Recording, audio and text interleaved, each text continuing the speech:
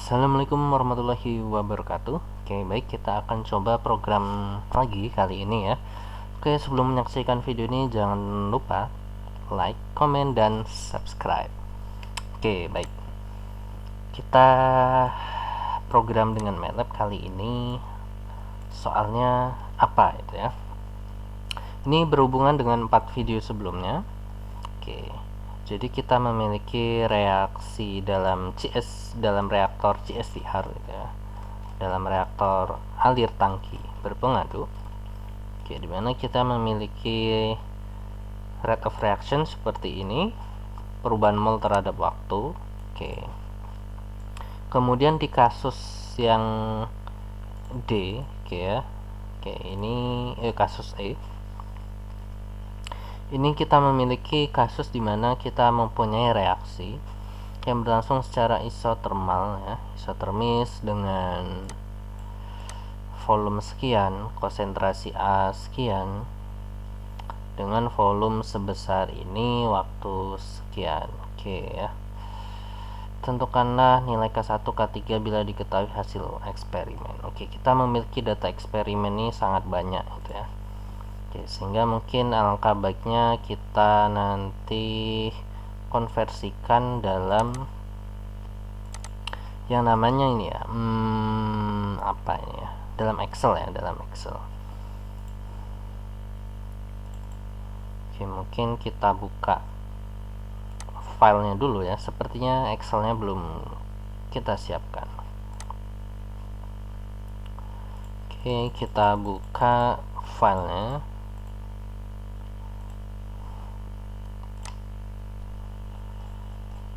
Oke, jadi kita memiliki data penelitian seperti ini. Oke, ini sangat banyak sekali nih data-datanya. Nah, di sini diketahui volumenya 100 liter. Konsentrasi A awal, B awal 2 mol per liter. Flow rate-nya 0,25 liter per menit, waktunya 300 menit. Kita diminta menentukan nilai K1 dan K2. Dimana dalam program yang sebelumnya ya, silakan dilihat aja, K1 K2 nya ini sudah ada di soal. Nah, sekarang K1 K2 nya ini enggak ada. Kita trial berbasis data eksperimen. Oke, berarti ini model persamaan diferensialnya yang ada rumus-rumusnya. Ini kita masukkan sebagai program utama. Oke, ini kasus E. Nah, kemudian kita K1 K2 nya kita hilangkan karena ini akan kita trial. Oke, akan kita trial. Oke, berarti nanti kita membutuhkan yang namanya data eksperimen. Nah, data penelitiannya itu adalah yang ada di tabel ini. Oke, ini datanya sangat banyak ini, sehingga kita copy aja.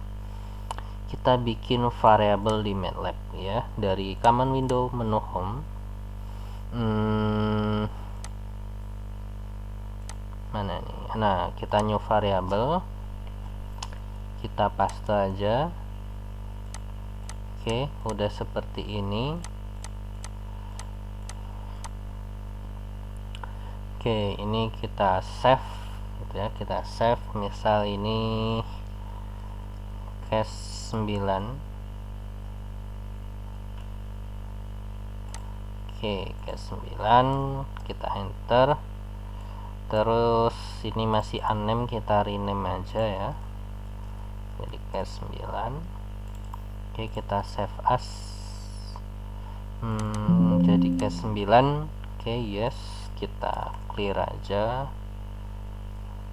clear cell C. Oke, ini kita close saja. Oke, berarti ini datanya sudah kita simpan di MATLAB. Oke, tinggal kita load aja di sini. Load tadi namanya case9.mat. Oke, kita memiliki beberapa tabel, ada waktu, CA, CB, CC, CD. Oke, berarti kita ada waktu, berarti ini kita hapus. Kita ada waktunya ini sampai menit 300. Oke, kita punya waktu Nah, tadi sampai 300. Oh, ini TN-nya di atas kita ganti sampai 300. Ya, ini data waktu terakhir. Oke, kemudian waktu data eksperimen, kita ada T data, ada CA data, ada CB data, CC data, dan CD data. A, B, C, D. Oke, kita close saja. Nah, kemudian ini kalau kita lihat ya, waktu tadi ada di kolom pertama, berarti case 9. Oke, semua baris kolom pertama. Oke, ini kita udah buat urut gitu ya. Kolom kedua 3, 4, 2, 3, 4, 5. Oke, ini udah ada datanya. Tadi K1 dan K2 itu ditanya. Oke, berarti kita membutuhkan trial K1 dan K2. Oke, kita buat aja K1 trial, ada K2 trial. Di soal diminta trialnya itu dari berapa? Oke, nggak ada. Oke, karena nggak ada, kita coba trialnya mirip dengan angka case sebelumnya ya, 0,004, 0,001.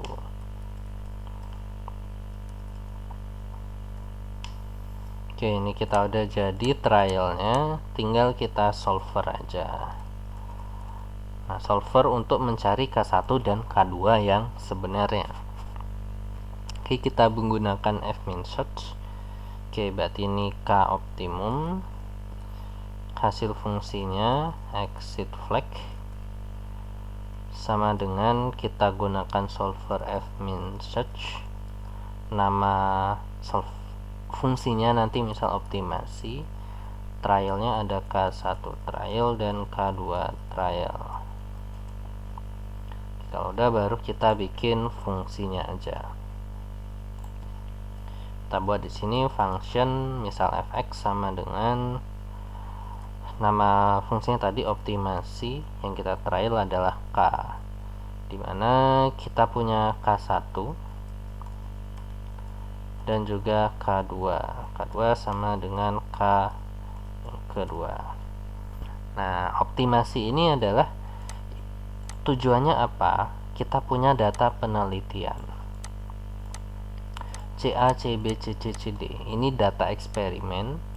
Kita punya juga data perhitungan CA, CB, CC, CD bisa juga kita hitung. Nah, ini di case-case sebelumnya kan kita memiliki persamaan diferensial. Nah, persamaan diferensial ini disebut dengan model perhitungan. Ya, jadi ini model teoritis ya. Teoritis kalau kita run gitu ya. Oh, secara teori kalau kita nge-lab konsentrasi sekian, suhu sekian, ini sekian, ketika waktu reaksi dari 0 sampai 500 menit, kemudian setiap waktu kita analisis diperolehlah distribusi konsentrasinya seperti ini. Nah, ini kan simulasi berdasarkan data-data percobaan yang ada dan juga data-data kinetika yang kita dapatkan misal dari suatu buku gitu ya, atau jurnal. Kemudian kita bandingkan ketika kita nge-lab beneran. Oke. Dan inilah data hasil lab beneran. Nah, kemudian kita ingin konfirmasi, mencari nilai K-nya. Oke, makanya K-nya tadi kita trial. Nah, dimana kita ingin tahu apa K ini K yang kita trial ini nilai sebenarnya berapa, supaya dapat mewakili data eksperimen yang tersedia. Oke, sehingga nanti yang kita lihat adalah mencari error terkecil dari data eksperimen terhadap apa? Terhadap data perhitungan. Oke, jadi kita punya perhitungan. Nah, berdasarkan model perhitungannya itu ada konsentrasi A, B, C, dan D. Begitu juga dengan data eksperimen, ada konsentrasi A, B, C, D. Pertanyaannya, apakah yang kita bandingkan hanya untuk konsentrasi konsentrasi A data eksperimen terhadap konsentrasi A hasil model, kita hitung, kita dapatkan error. Kalau konsentrasi A nya fit, ya udah B nya pasti fit deh, C nya pasti fit, D nya pasti fit. Oke ya. Nah, apakah begitu? Ya, mungkin bisa jadi ya, tapi itu kurang merepresentasikan fenomena sebenarnya. Karena nanti bisa jadi CA nya fit tapi CB, CC, CD tidak, sehingga nanti kita hitung error semuanya, CA, CB, CC, CD, kemudian semua errornya ini kita jadikan satu, kita jumlahkan. Oke, sehingga kita memiliki 4 perhitungan ya, konsentrasi A, B, C, D. Oke, nanti akan kita hitung hitung errornya. Berarti kita juga memiliki nilai error buat masing-masing variabel. Nah, buat optimasi, nah ini kan kita ingin errornya sekecil mungkin. Kalau bisa errornya 0, maka solver yang bisa digunakan salah satunya adalah fsolve ya, fsolve, karena errornya pengen 0. Nah, model lain adalah menggunakan fminsert. Fminsert adalah mencari error sekecil mungkin. Ya, bisa jadi angka kecil itu juga termasuk angka 0, sehingga ya bisa sama aja kayak hasil fsolve ini, bisa. Nah, fminsert juga secara logika ya bisa sama dikerjakan dengan lsq nonlin atau fmin-un. Oke, nanti ini semuanya bisa. Oke, sehingga kita coba dulu ya. Oke, di sini nanti ada beberapa konsep-konsep yang harus ini kita buat. Nah, kalau fsolve ini fungsinya bisa lebih dari satu. Misal ini fx.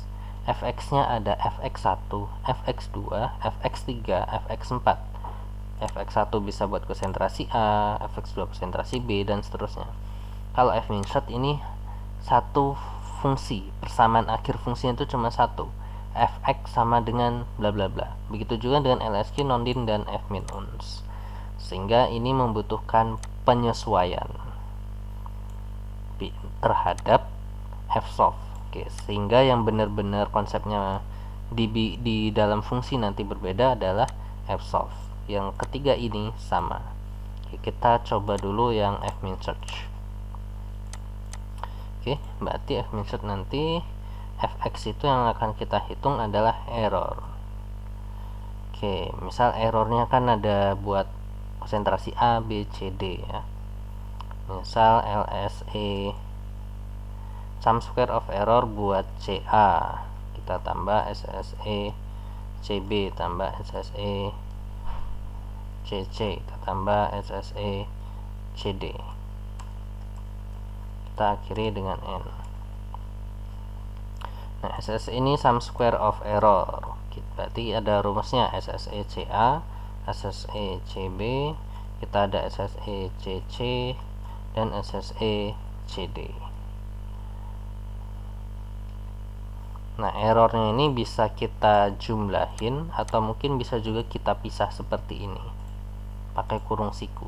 Juga itu harusnya bisa ya, tetapi bisa berpengaruh juga ke dalam hasilnya. Mungkin kita coba aja.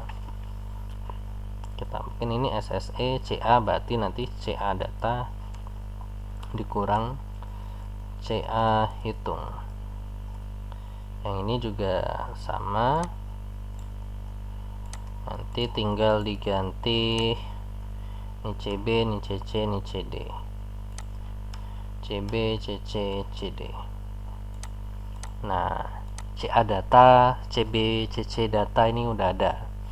Yang hitung ini kita CA, CB, CC hitung diperoleh dari persamaan diferensial. Berarti persamaan diferensial ini kita pindah di dalam fungsi ini. Tujuannya untuk apa? Untuk mencari CA hitung, CB hitung, CC, dan CD. Oke, kita taruh sini. Oke, nah Oke, ini udah sampai 300. Ini konsentrasi awalnya udah ada. Nah, di sini kan waktunya 0 sampai 300 menit, kita ingin 300 data deh gitu ya. 1 menit 1 detik 1 data misal. Nah, dari sini solver ini T,C ini bisa menghitung masing-masing ini. Berarti nanti ada CA hit, ada CB hit, ada CC hit, ada CD hit. Oke, seperti ini. Nah, untuk masing-masing CA, CB, CC ini ada di sini. Tapi kita lihat bahwa ini T-span. T-span tuh dari 0 sampai 300 menit. Dan ada 300 data. 300 data gitu ya. Tapi datanya, nah, apakah ada 300 data eksperimen kita? Masalahnya itu, kalau kita cek data eksperimennya kita tuh nggak sampai 300 nih. Tuh 2, 3, 4, 5, 6, 7, 8, 9, 10, 11. Ada 11 titik. Kita cuma sanggup dari detik ke 0 sampai sampai menit 0 ke menit 300 cuma mengambil 11 data di lab. Kan nggak mungkin juga kita nge-lab setiap menit ngambil sampel. Nah, kenapa nggak mungkin? Ya, misal kita punya sampel tadi volumenya itu 100 liter ya. Oke, ini kan kapasitas besar, namanya reaktor. Misal kita ini jalankan dalam lab, skala lab paling enggak ya, yang paling umum ya 250 mili lah ya, dalam labu leher gitu ya.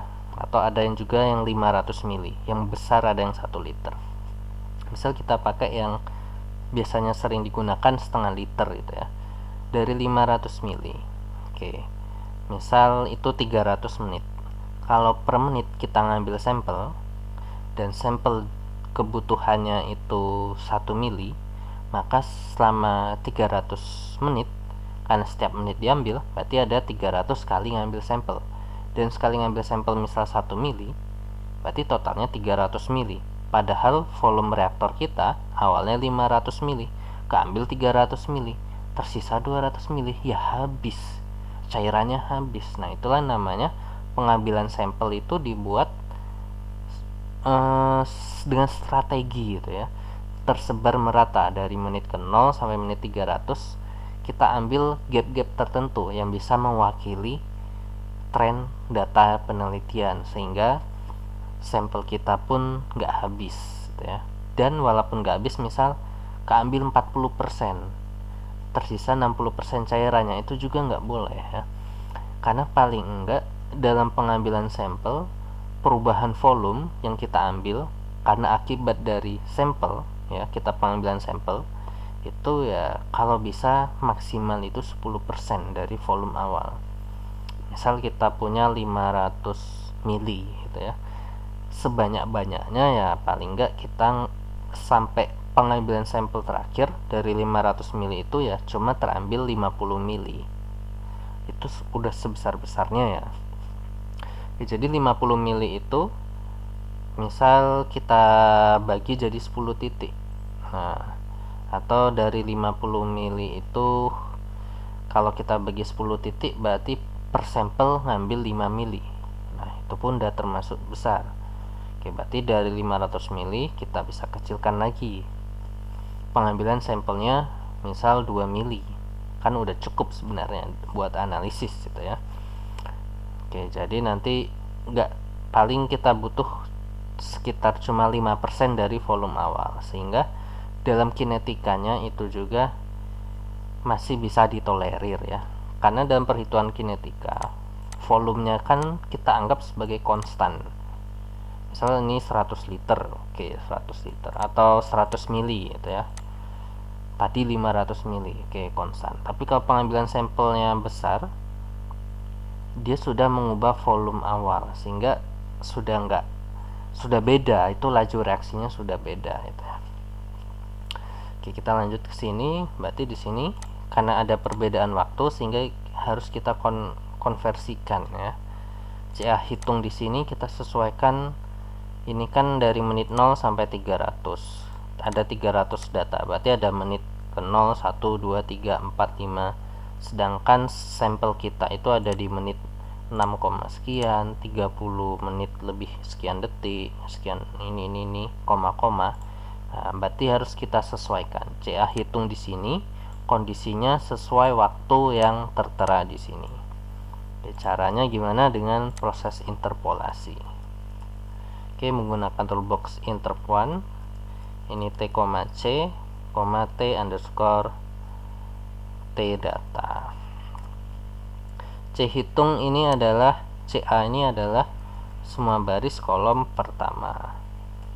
Oke, berarti ini kita punya data waktu dan konsentrasi A di semua titik kita interpolasi terhadap waktu sesuai data eksperimen. Oke, maksudnya adalah seperti itu. Ini tinggal kita copy aja. Oke, ini udah selesai. Oke. Kemudian di sini ada optimasi K1 K2. Ini kita pakai di sini K1 K2. Berarti di sini ada K1, ada K2. Sehingga di toolbox ini habisnya ada option, ada K1, K2. Kita masukkan di sini. Kalau udah kita tinggal kasih N. Oke, nanti dapat di sini ya, K optimumnya, V-filenya berapa. Tinggal kita run aja. Oke, kalau error tinggal kita lihat ya, errornya apa nih. Linspace input argument, too many input argument. Oke, salah ini ya. Ini naruhnya jangan di sini dong, tapi di sini, di OD nya. Kita run. Interp1 undefined function, kurang N. Interp1, interpolasi ya, interp1. Kita run. Oke, selesai. Hasil fungsinya udah errornya kecil banget, negatif sekian. Konversinya 0,79. Oke ya, wah mantap nih konversinya, lebih tinggi ya. K-nya 0,01 dan 0,003. Oke, benar ya. Ini 0,001 dan 0,003. Kebanyakan ini nolnya. 0,01, 003. Ini 0,01 nih ya harusnya. Oke, kita edit.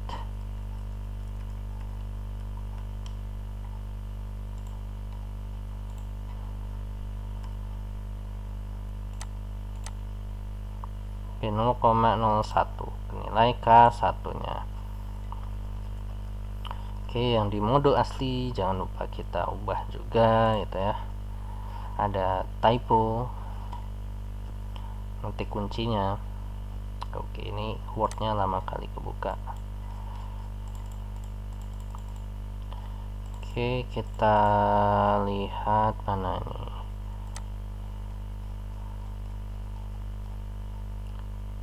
Oke ya.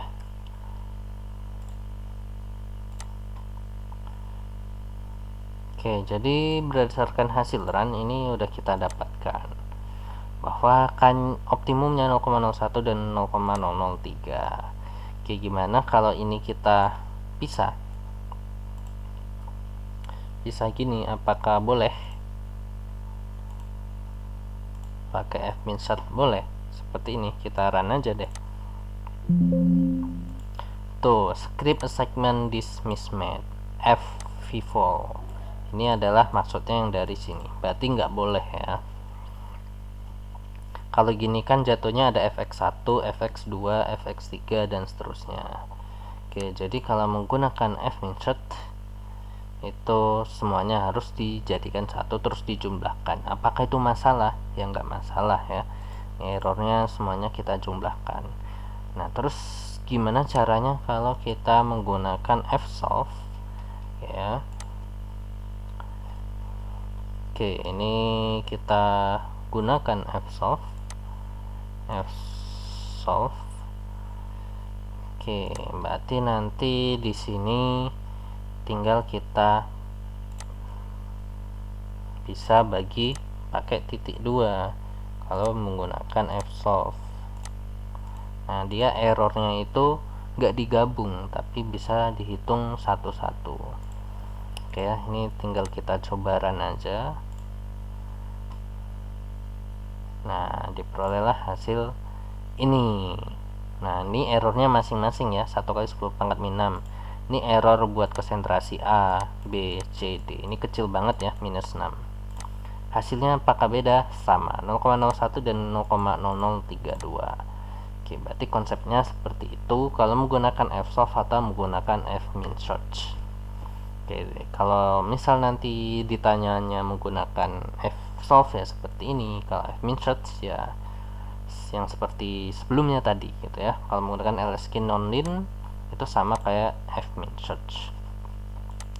Oke, jadi kurang lebih seperti itu ya untuk video kali ini, dan silahkan dicoba ya, silahkan dicoba-coba. Dan bagi kalian bahwa jangan lupa ini adalah nanti kalian mendapatkan tugas terakhir yang dikumpul di minggu ini. Oke, demikian saja untuk program kali ini. Jangan lupa di review kembali di video part 1 sampai part 5 kali ini. Terima kasih banyak dan sampai jumpa. Wah, jangan lupa like, comment, subscribe.